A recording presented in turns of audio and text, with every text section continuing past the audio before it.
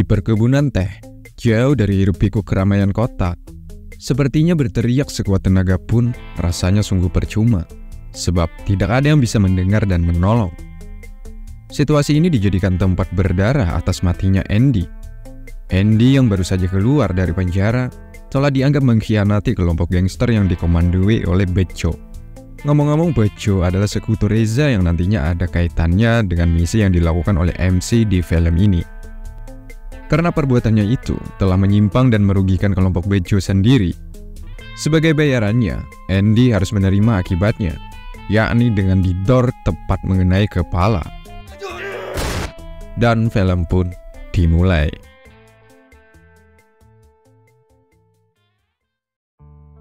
Di markas polisi, di sana ada Letnan Wahyu dan Rama.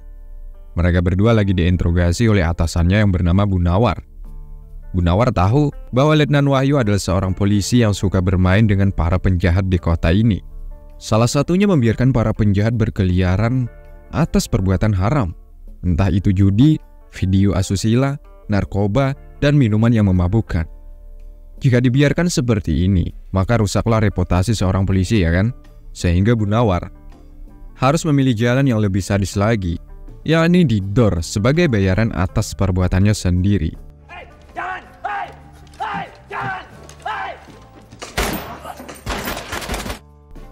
Sebenarnya Rama melihat ini merasa kecewa dengan Bu Nawar. Kenapa tidak melalui proses hukum saja? Menurut Bu Nawar, hukuman tidak pantas didapatinya selain kematian. Bu Nawar sudah sangat muak atas tingkah laku polisi yang suka bermain di belakang seperti Letnan Wahyu tadi. Kematian rasanya adalah ganjaran setimpal bagi seorang polisi yang berani bermain di belakang. Setelah kematian Letnan Wahyu, Bu Nawar kemudian menjelaskan kepada Rama bahwa di kota ini masih banyak para mafia yang belum terdeteksi seutuhnya. Ya, walaupun nama-namanya sudah dapat dikantongi, namun Bu Nawar harus mencari informasi lebih dalam lagi tentang seluk-beluk para mafia yang ada di kota ini. Di antaranya, Rama dimintanya menjadi cepu agar proses ini berjalan dengan lancar. Awalnya Rama menolak karena pekerjaan ini sangat berisiko tinggi, mengingat ada anak dan istrinya di rumah. Karena Rama tahu misi ini sama halnya menentang maut, salah dikit nyawa bisa melayang. Namun Bu Nawar memiliki kartu as agar Rama tidak memiliki alasan untuk menolak perintahnya, yakni atas kematian Andy, kakak kandungnya akibat olah dari mafia di kota ini. Untuk berjalannya misi ini, Rama harus masuk penjara, sebab di dalam penjara ada salah satu anak seorang mafia terkenal di kota ini. Rama disuruh untuk mencari lebih banyak lagi tentang latar belakang orang tuanya. Karena masuk penjara harus memiliki sebuah alasan, di antaranya kesalahan. Maka Rama harus mencari gara-gara dulu dengan disuruh Bu Nawar menghajar anak politikus di kota ini. Tentu Rama menolak, apalagi langsung main hajar, ya kan? Oke, Rama akan melakukannya, namun ia meminta sebuah alasan agar dapat menghajar anak politikus tadi. Lagi-lagi Bu Nawar mengatakan bahwa kematian Andy juga ada sangkut pautnya dengan keluarga politikus tersebut. Pada akhirnya, Rama sudah berada di dalam penjara dengan memiliki nama samaran, yakni Yuda. Mengganti nama adalah keputusan bijak, sebab tujuannya agar tidak diketahui bahwa dia adalah seorang polisi yang ditugaskan untuk menggali informasi kejahatan di kota ini. Layaknya di sebuah penjara, hukum rimba menjadi pedoman hidup bagi mereka para narapidana. Yang lemah akan tertindas, yang kuat akan menjadi penguasa. Seperti Yuda. Yuda adalah murid baru di lapas ini. Setiap kehadiran murid baru, maka akan diberikan sebuah ucapan selamat datang oleh para napi senior. Kejadian ini akan terus-menerus terjadi sampai di mana penjara tidak lagi dihuni oleh orang-orang jahat. Oke, biar enak, kita sebut saja Yuda, coy. Sekalian mengikuti cerita aslinya. Ketika itu, Yuda mendapatkan sambutan hangat dari para napi senior. Kebetulan, mereka ini berasal dari dua aliansi berbeda.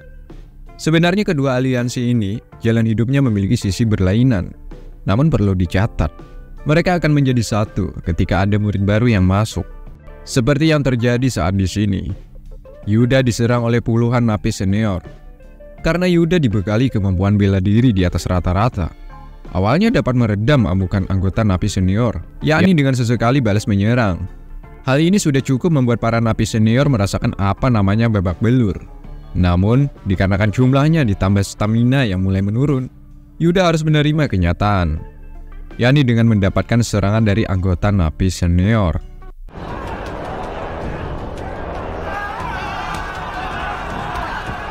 Pagi harinya setelah bangun tidur, Yuda mengikat tangannya dengan kain, sedangkan di depannya ada gambaran seperti seorang manusia.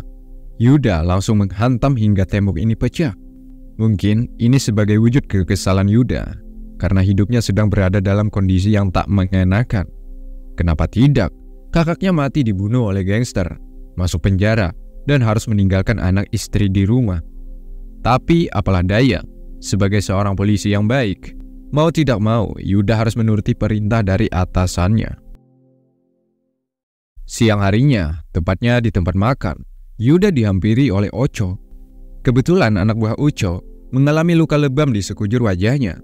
Artinya, Ocho salah satu aliansi dari dua terkuat di lembaga narapidana ini. Perlu dicatat, Ocho ini adalah target utama yang diperintahkan Gunawan. Ocho adalah anak dari ketua gangster terkenal di kota ini. Tetapi Yuda masih belum mengetahui akan hal itu. Ocho meminta kepada Yuda agar ia menjadi bagian dari anggotanya. Sebab tahanan di sini jika tidak ada backingan, maka akan disiksa hingga mati. Tentu, Yuda menolak tawaran dari Ocho. Yuda juga mengatakan bahwa ia di sini hanya menjalani hukumannya atas perbuatan dan kesalahannya, alias tidak lebih dari itu. Beberapa hari berselang, tepatnya di ruangan tamu, Ocho didatangi Eka. Eka adalah orang terpercaya di keluarga Ocho, atau biasa disebut dengan tangan kanan dari ayahnya Ocho. Ocho kemudian menanyakan kepada Eka siapa Yuda dan berasal dari mana. Yang Eka tahu, kasus Yuda atas pengeroyokan dan memiliki keahlian bela diri. Selain itu, Eka tidak tahu lagi.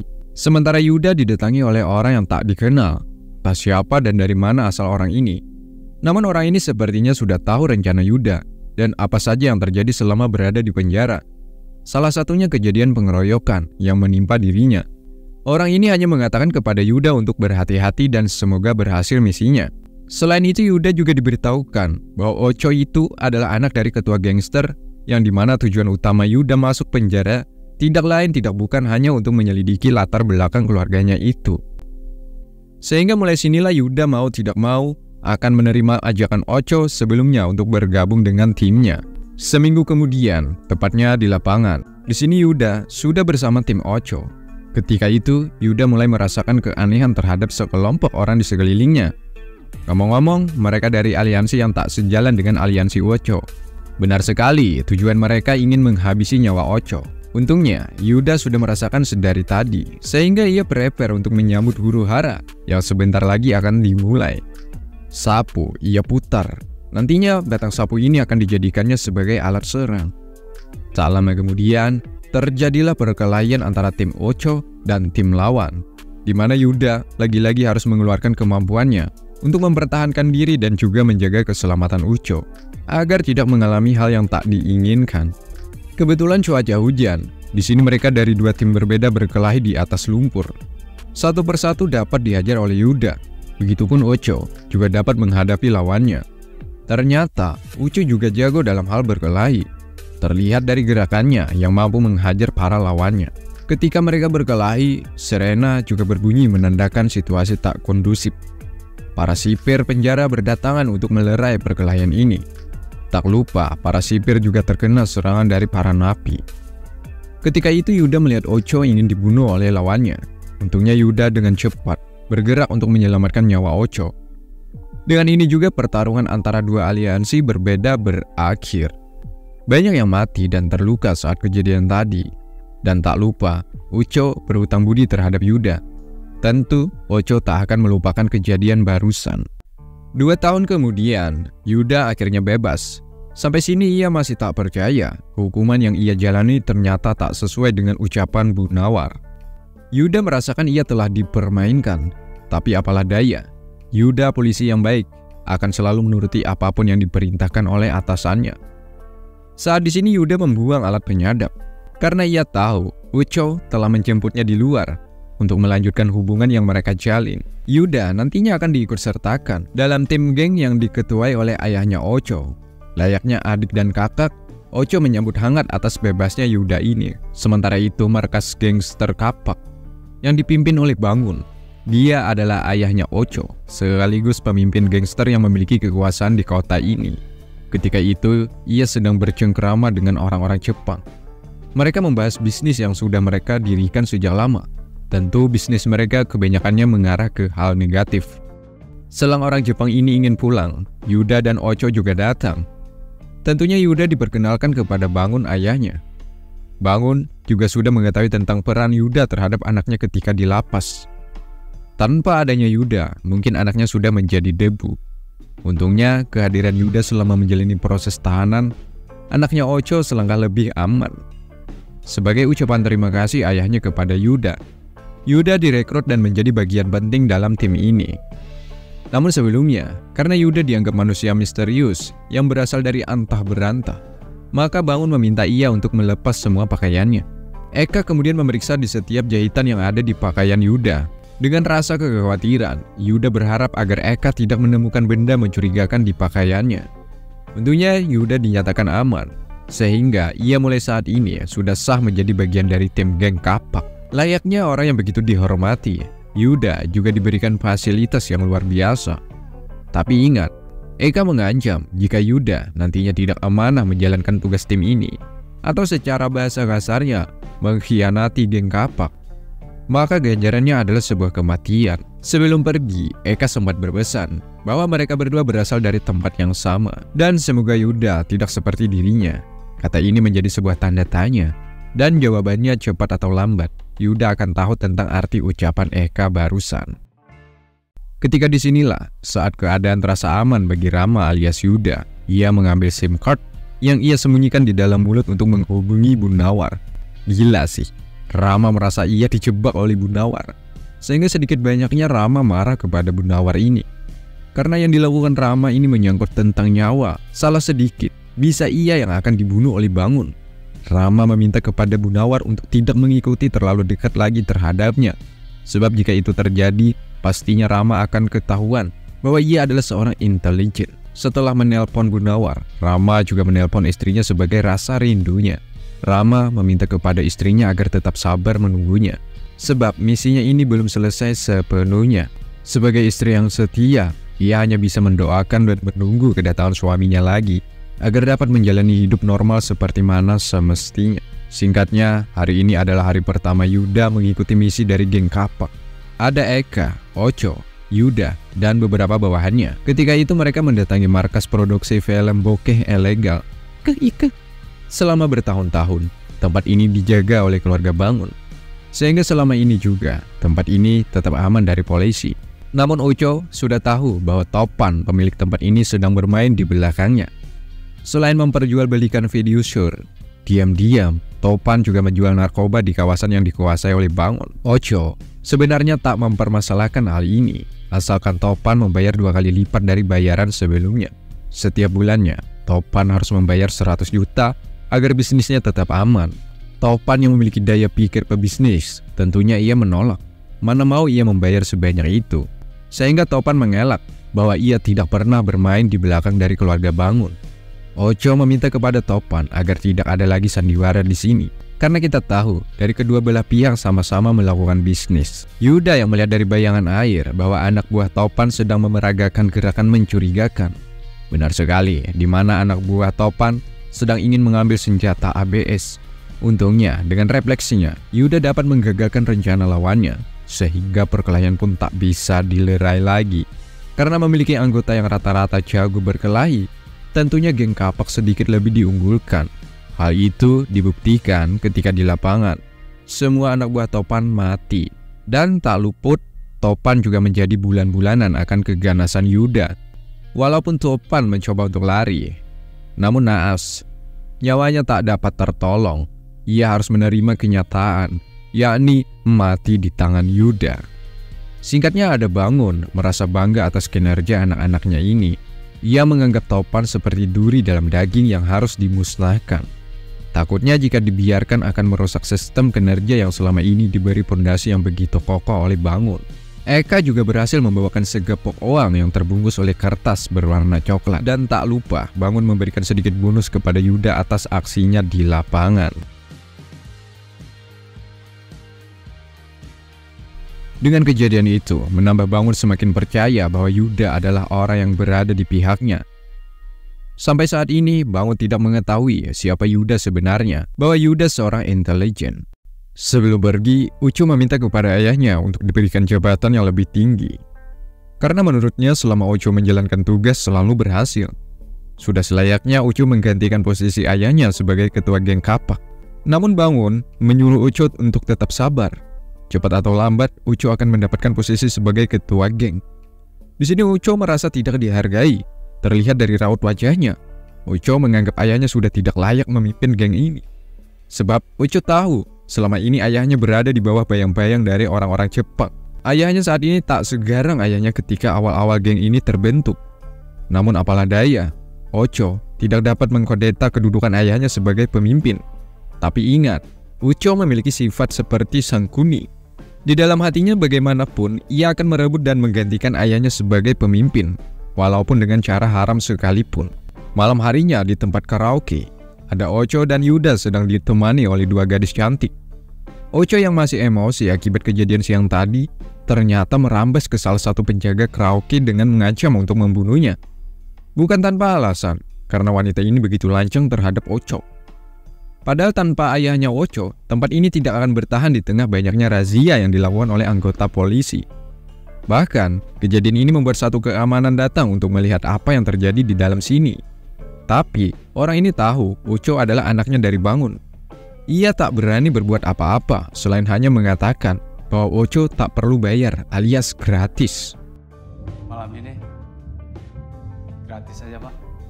Yuda yang melihat tingkah Ucu yang sudah kelewat batas, bahkan ingin menghabisi nyawa wanita ini. Ia meminta Ucu untuk berhenti dan keluar dari tempat ini. Karena merasa Yuda adalah temannya, akhirnya Ucu berhenti dengan raut wajah yang masih kesal. Tak lama kemudian, Ucu mendapatkan telepon dari seseorang. Ketika disinilah, Yuda menaruh pelacak dan penyadap suara di dalam dompet Ucu, agar kedepannya dapat mengetahui sedang di mana Ucu berada. Siang harinya, ada Bangun, Yuda, dan anggota lainnya. Disinilah tempat korban keganasan dari geng kapak. Sudah ratusan mayat yang ditenggelamkan mereka. Semua yang mati akibat berani bermain di belakang Bangun. Begitupun Yuda, ia juga diancam. Jangan pernah sesekali mengkhianatinya. Bukan hanya Yuda, Ucu anaknya sendiri pun jika membangkang atas kepemimpinannya, maka juga akan bernasib sama. Mati kemudian ditenggelamkan ke dasar danau ini. Sementara itu, Ucu bertemu dengan Bejo. Ya, ternyata yang menelponnya tadi adalah dia. Di sini, Bejo ingin mengajak kerjasama. Karena Bejo sudah tahu Ucu ini sangat mudah untuk diprovokasi. Bejo juga akan membantu Ucu supaya secepatnya menjadi pemimpin geng kapak. Jika dengan cara dingin tidak bisa, maka dengan cara beringas akan Bejo lakukan agar Ucu menjadi pemimpin geng kapak. Sedangkan Yuda tak jauh berada dengan tempat mereka bertemu. Ia mendengarkan ucapan mereka semua. Ucu awalnya tidak ingin mengkhianati ayahnya. Namun dikarenakan Bejo meyakinkan bahwa ia akan berada di belakangnya, keyakinan itu semakin memuncak atas pemberian hadiah yang dimana ayahnya sendiri tidak dapat memberikan kejutan seperti dilakukan oleh Bejo. yakni musuh Ucu ketika di dalam penjara saat itu. Ucu pun menerima tawaran Bejo, kemudian membunuh dengan menancapkan pisau ke leher mereka ini. Seusai pertemuan itu, Yuda langsung gercep dan menaruh kamera digital untuk mengetahui siapa orang yang bertemu Ucu. Ternyata adalah Bejo. Dendam dan amarah melekat menjadi satu di diri Yuda, karena ia tahu bahwa Bejo adalah orang yang membunuh kakaknya Andy. Tapi malam ini belum saatnya untuk membalaskan dendam atas kematian kakaknya itu. Ia hanya menunggu waktu yang pas untuk membayar semuanya. Sementara itu ada Bangun memberikan uang kepada, ya sebut saja namanya Tarjo. Dia adalah pembunuh bayaran. Di sini Tarjo disuruh untuk menghabisi nyawa para kelompok yang berani memasuki kekuasaan geng kapak. Langsung saja Tarjo menjalankan aksinya. Keadaannya terlihat seperti orang gila. Namun, di balik semua itu, Tarjo adalah pembunuh kelas kakap. Hal itu dibuktikan dengan mudahnya membantai kelompok orang ini menggunakan mandau yang begitu tajam. Beginilah akibatnya kalau berani bermain di belakang geng kapak. Bayarannya adalah sebuah kematian. Siang harinya, Tarjo bertemu dengan mantan istrinya. Perbuatan haram ini ia lakukan semata-mata untuk menafkahi putranya yang bernama Karim. Namun sayangnya, setelah ia berpisah dengan mantannya ini, Tarjo tidak diizinkan lagi bertemu, apalagi melihat Karim putranya sendiri. Karena mantannya ini malu melihat mantan suaminya berpenampilan seperti orang gila. Ditambah kelakuannya juga diketahui mantan istrinya ini. Karena itulah alasan kenapa mereka berpisah. Namun, sebagai orang tua yang baik, Tarjo akan bertanggung jawab sepenuhnya untuk membesarkan putranya Karim. Tak lama kemudian, Tarjo mendapatkan telepon dari Ocho untuk nongki di sebuah bar. Seperti halnya bersama Yuda, Ocho selalu bercerita tentang keinginannya untuk menjadi ketua geng kapak. Tarjo yakin cepat atau lambat, Ocho akan segera menjadi ketua geng. Tapi sayangnya, pertemuan ini adalah sebuah jebakan bagi Ocho untuk menghabisi nyawa Tarjo. Sebab Tarjo adalah benteng terkuat yang dimiliki ayahnya. Di mana ketika itu Ocho memberikan secangkir minuman agar ke depannya Tarjo kehilangan kendali. Lalu Ocho pergi meninggalkan Tarjo seorang diri. Dan benar, di mana Tarjo langsung mendapatkan serangan dari puluhan anggota yang diyakini mereka berasal dari geng Bejo. Sebenarnya Tarjo dapat mengatasi para musuhnya ini, tetapi karena terlalu banyak, ia harus mengalami luka cukup parah akibat terkena bacokan. Ketika itulah, tepatnya keadaan Tarjo sudah tak dapat lagi untuk bertarung. Assassin datang menghabisi nyawanya. Kejadian itu disaksikan langsung oleh Ocho. Singkatnya ada Ocho dan Bangun bersama orang-orang Jepang, di mana kita tahu selama ini Bangun seperti tunduk terhadap orang-orang ini. Pastinya, Ocho inginkan geng kapak tidak lagi berada di bawah bayang-bayang orang-orang asing. Apalagi ini adalah tanah sendiri. Masa harus tunduk dengan orang asing pun? Di depan pribumi seperti singa, sedangkan di hadapan orang asing, bagaikan seekor anjing yang selalu taat akan perintah mereka. Ditambah lagi, Ocho mengatakan bahwa kematian Tarjo atas olah dari orang-orang Jepang. Padahal, ini adalah rencana Ocho untuk menghancurkan hubungan yang dijalin selama ini oleh ayahnya. Ini semua yang dilakukan Ocho semata-mata karena inginkan jabatan untuk menjadi ketua geng agar kedepannya tidak ada lagi yang dapat memperbudak geng kapak seperti saat ini. Ternyata, keinginan Ocho membuat ayahnya malu, apalagi di hadapan orang Jepang, sehingga ia meminta maaf kepada mereka dan segera pergi untuk kembali ke rumah. Sedangkan Yuda dikejar oleh polisi.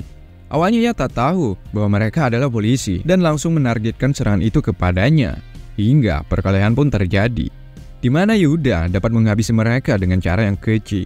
Disinilah akhirnya ia mengetahui bahwa orang-orang tadi adalah anggota polisi.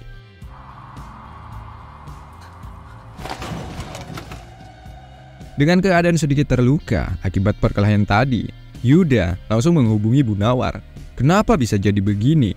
Bunawar pun menjelaskan bahwa ini bukan perintahnya, melainkan ia meyakini sebagian para polisi juga bermain di belakang, yakni dengan bergabung bersama anggota geng untuk mendapatkan cuan lebih banyak. Sepulangnya, Ocho babak belur dihajar oleh ayahnya karena sudah membuat malu. Namun sebelumnya, Ocho sudah memberikan syarat lampu hijau untuk menghabisi orang-orang penting di kelompok ayahnya. Ada si kacamata hitam, sebut saja namanya Ayu, dan si pemain baseball namanya Uya. Mereka menghabisi semuanya sebelum benar-benar sampai ke kantor tempat keberadaan Bangun. Sementara Eka yang melihat kejadian ini langsung menghubungi Yuda untuk segera datang karena Bangun mulai kehilangan kendali. Tapi sebelum Yuda datang, Bejola yang datang duluan bersama assassin dan anak buah lainnya. Kemudian menyaksikan pertunjukan yang jarang terjadi, di mana Ocho sebelumnya meminta maaf kemudian tega menghabisi ayahnya sendiri. Sampai sini, Beju merasa bangga karena misinya juga berhasil menghasut Ocho untuk menghabisi ayahnya sendiri. Eka juga terkena tembakan di kaki yang dilepaskan oleh Ocho karena mencoba untuk menyelamatkan Bangun. Nah, ketika itulah Yuda juga datang dan menyuruh Eka untuk pergi. Di sini, Yuda melihat Bejo. Tentunya ia ingin menghabisi nyawanya. Namun, ada assassin dengan sigap menghajar Yuda hingga pingsan. Lalu, Yuda dibawa mereka kembali ke markasnya. Saat itulah, Eka juga siap untuk menyelamatkan dengan membuntuti kemanapun Yuda akan dibawa. Saat di jalan, terjadi aksi saling tembak antara Eka dan bawahan Bejo. Namun Eka yang dibekali kemampuan menyetir juga menembak. Ia dapat melewati beberapa hadangan anak buah Bejo. Selanjutnya menyelamatkan Yuda, yang kini masih belum sadarkan diri juga. Namun, setelah ditabrak Eka mobil mereka, akhirnya Yuda tersadar dan perkelahian pun terjadi. Hingga akhirnya Yuda dapat menyelamatkan walaupun harus mengalami luka yang begitu parah akibat terkena beberapa kali serangan dari anak buah Bejo. Kemudian Yuda dibawa Eka ke sebuah tempat yang sunyi. Sepertinya Eka tahu Ajalnya sebentar lagi akan datang. Sehingga meminta Yuda untuk sesegera pergi karena mereka pasti akan mengejarnya. Di sini, Eka juga mengatakan bahwa ia tahu siapa sebenarnya Yuda ini. yakni Rama seorang intelijen, dan Eka dulunya juga seorang intelijen sama seperti Yuda. Namun sayangnya, Eka membelok dan menjadi pengkhianat. Itulah mengapa Yuda mendapatkan tugas ini. Andai Eka masih setia dengan anggota polisi, mungkin nasib Yuda tak seperti ini yang harus berhadapan dengan maut. Bukannya pergi, Yuda malah balik menyerang menggunakan mobil ke markas Bejo. Di sini ia nekat seorang diri menyerang ke kandang macan. Hal ini ia lakukan semata-mata demi membalaskan dendam kakaknya Andy yang mati di tangan Bejo. Kedatangan Yuda membuat penjaga alias anak buah Bejo langsung menghadang agar tidak sampai berhadapan langsung dengan bos mereka. Di sini perkelahian tak seimbang meskipun lawannya puluhan. Namun bagi Yuda, itu sangat mudah untuk mengalahkan mereka. Kebetulan, Ucu juga berada di sini. Tentunya ia sudah bergabung dengan kelompok Bejo. Namun sayangnya, ia merasa kehilangan ayahnya. Dilema ia rasakan ketika di sini. Tapi apalah daya, karena tujuannya untuk menjadi seorang pemimpin.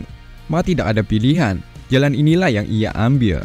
Nah, ketika itu, ia tak sengaja menemukan penyadap di dompetnya. Ia tak tahu siapa yang menaruhnya. Namun di dalam hatinya hanya ada dua jawaban, Yuda atau Bejo. Sampai sini, ia merasa dipermainkan. Sementara di atas ada Bejo dan bos Reza, kemudian Ocho juga datang menemui mereka. Tak lama kemudian anak buahnya mengabari Bejo bahwa Yuda telah kabur. Tentu, Bejo meminta untuk cari dan tangkap. Dengan rasa takut, anak buahnya mengatakan bahwa Yuda sudah berada di sini. Kemudian Bejo meminta kepada Assassin, Ayu, dan Uya untuk menangani Yuda. Sebab ia percaya tiga anak buahnya ini tak dapat dikalahkan. Saat disinilah Bejo tak sengaja menjatuhkan tongkatnya. Kemudian Ocho melihat tangan Bejo ada tato yang sama persis dimiliki oleh musuhnya saat di penjara. Tentu ini adalah akal-akalan saja yang dilakukan oleh Bejo terhadapnya. Ocho merasa dipermainkan, sehingga ia berkeyakinan bahwa Bejo lah orangnya yang menaruh penyadap di dompetnya. Sedangkan Yuda melawan Ayu dan Uya. Lagi-lagi di sini perkelahian yang begitu epik terjadi. Ayu dan Uya memiliki skill di atas rata-rata, sehingga Yuda sedikit kewalahan.